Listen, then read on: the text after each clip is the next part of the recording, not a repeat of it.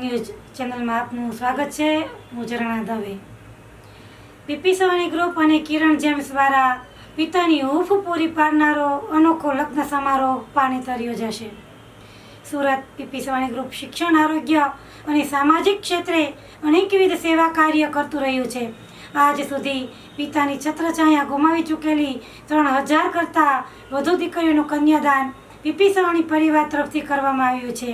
એ પરંપરાને આગળ વધારતા 71 કરોડ જેટલું માતબર દાન કિરણ હોસ્પિટલને આપનાર કિરણ જેમ્સ પરિવાર પણ આ વર્ષે જોડાયું છે।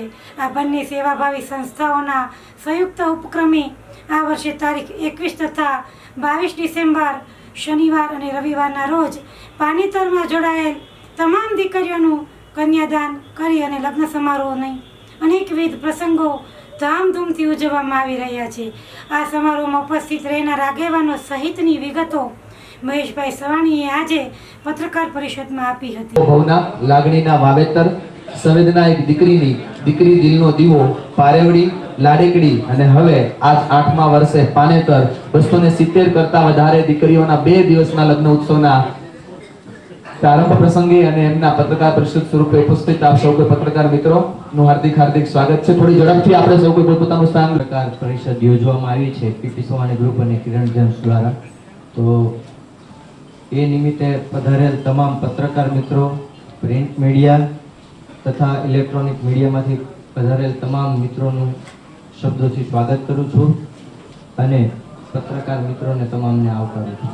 સુરતના આઈપીએસ અધિકારીઓ અથવા તો બ્યુરોક્રેટ્સ અધિકારીઓના ધર્મપત્નીશ્રીઓ અને સુરત બહારથી પણ મનન મેડમ જયપુરથી, કાનન મેડમ લુણાવાડાથી, ગ્રીષ્મા મેડમ અમદાવાદથી, એમ અલગ અલગ બહેનોના લગભગ 16 બહેનોના હાથે આવતીકાલે સવારે 9 કલાકે મહેંદી રસમનો પ્રોગ્રામ સ્ટાર્ટ કરવામાં આવશે। મહેંદી રસમમાં જે દીકરીઓના લગ્ન છે પાનેતરમાં, એ દીકરીઓને બ્રાઇડલ મહેંદી, તેમની બહેનો, તેમની સગી બહેનો અને તેમના સગા ભાભીઓ, તેમને સાઈડ મહેંદી, અને જે અમારી જૂની દીકરીઓ છે 2702 દીકરીઓ, આ દીકરીઓ થઈને 2702 દીકરીઓ ટોટલ કે જેમના અમે કન્યાદાન કર્યા છે, એવી દીકરીઓ આ મહેંદી રસમમાં ભાગ લેશે। મહેંદી રસમનો પ્રોગ્રામ સાંજે 5 વાગ્યા સુધી ચાલશે। મને ગ્રુપમાં દીકરીઓએ કીધું, પપ્પા અમારે સાફા પહેરવા છે, અમે અમારી જિંદગીમાં કોઈ દિવસ સાફા નથી પહેર્યા। મહેંદી રસમમાં છેલ્લા જ્યારે મહેંદી રસમ પૂરી થાય, જ્યારે મહેંદી લગાવેલી હાથમાં હોય દીકરીઓના, ત્યારે દીકરીઓને સાફા બાંધીને એક ફોટો સેશન કરવામાં આવશે। વચ્ચે એક દિવસ 20 તારીખે વેવાઈઓ માટે ખાલી રાખવામાં આવ્યો છે કે એમને મંડપ પૂરક કરવાના હોય, અલગ અલગ બીજા જે પ્રસંગો કરવાના હોય એ 20 તારીખે વેવાયો કરવા જે પ્રસંગો કરવાના હોય એ પૂરા કરે। 21 તારીખ અને 22 તારીખ સવારે, 21 તારીખ એટલે કે શનિવારે સવારે 9 વાગ્યાથી બ્યુટી પાર્લર ચાલુ થશે દીકરીઓનું। પીપી સવાણી ચૈતન્ય વિદ્યા સંકુલ, કેમ્બ્રિજ ઇન્ટરનેશનલ સ્કૂલમાં 136 દીકરીઓનું એક સાથે બ્યુટી પાર્લર ચાલુ થશે। સાંજે 4 વાગ્યા સુધીમાં બ્યુટી પાર્લરનું કાર્ય પૂરું થાય, દરેક દીકરીઓને અલગ અલગ બ્યુટી પાર્લર દ્વારા તૈયાર કરવામાં આવશે।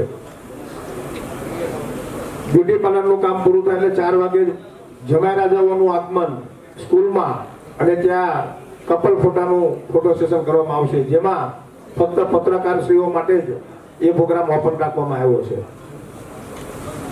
ત્યારે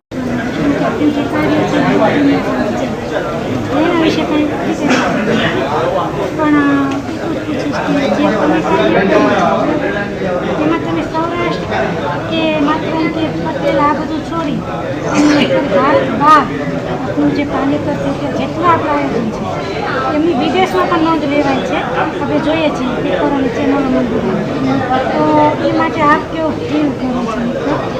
બધા કરતાં વધારે સારું ફીલ તો એ કરું છું કે જે દીકરીઓને પિતાની છત્રછાયા નથી, અને એ દીકરીઓને જ્યારે અત્યારે મારા વોટ્સઅપ મેસેજમાં અથવા તો ટેક્સ્ટ મેસેજમાં એવા મેસેજ આવતા કે અમને ત્યારે પપ્પાની યાદ નથી આવતી, અને હું તમને મારા રિયલ પપ્પાને જેવું ફીલ કરું છું એનાથી મોટું ફીલ મને આ દુનિયામાં બીજું કંઈ સારું દેખાતું નથી।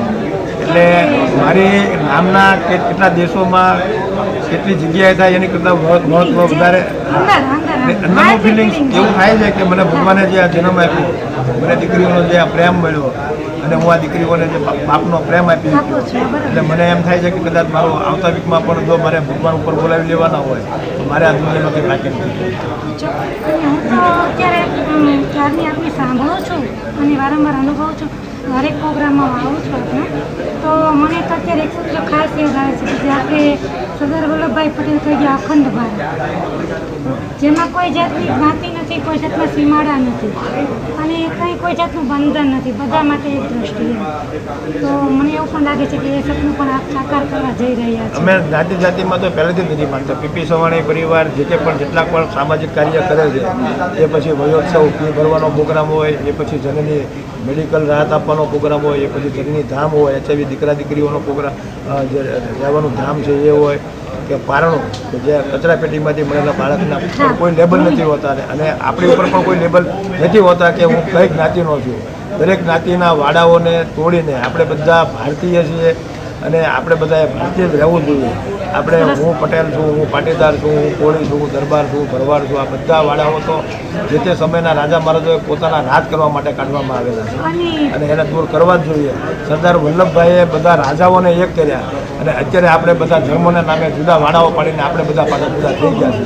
તો આ બધાને ભેગા થવાની છે. અને બીજું તો ખાસ આપનું અભિનંદન આપીશ કે આપણે બીજી જે એક દીકરાના સગાઈની સેરેમનીની વાત કરી અને એ પણ જ્ઞાતિ વાત કરીને જ્ઞાતિને જોયું નથી તમે. અમે કોઈ પણ દિવસ જ્ઞાતિ જાતિમાં માનતા જ નથી. આપણે માનવતામાં માનનારા હું તમને એક વાત કરું કે મારી દીકરીઓમાં લગભગ 70 દીકરીઓ મુસ્લિમ દીકરીઓ છે. એ મને દરરોજ સવારમાં જય રામાફેક કરે છે અને હું દરરોજ એમને સલામ વાલેકુમ કરું છું. સરસ સરસ.